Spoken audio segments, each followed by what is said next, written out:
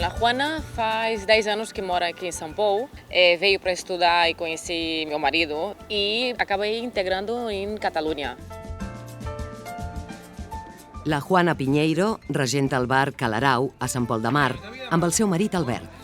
Té 2 fills i se sent catalana, per damunt del que diuen els seus papers oficials. Per què s'ha de participar en el procés d'independència?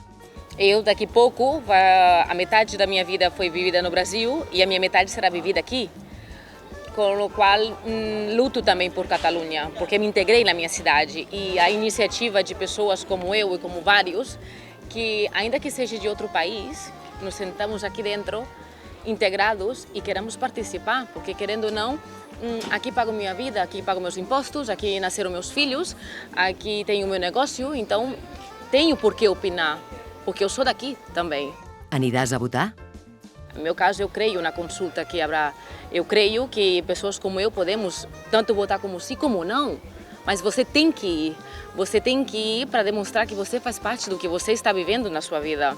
Então, eu, como várias brasileiras e vários brasileiros que nós estamos integrados na Catalunha, pois deveríamos participar dessa questão hoje em dia, que é a independência de Catalunha.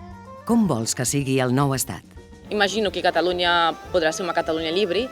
Imagino que toda a luta de todas as pessoas que lutam por Catalunha para ser livre não será em vão, sim que será para algo, mas sei que a nossa luta será lenta, será pouco a pouco, não será uma coisa rápida, mas tudo começa de uma iniciativa que podemos conseguir e um dia, com todos os catalães lutando juntos, com todos os imigrantes que se sentem integrados como eu lutando juntos.